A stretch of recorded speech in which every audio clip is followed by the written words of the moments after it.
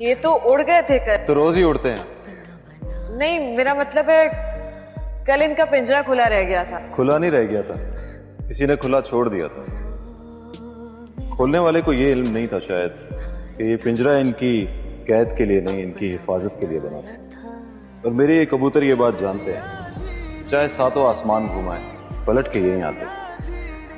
मगर कैसे, क्यों?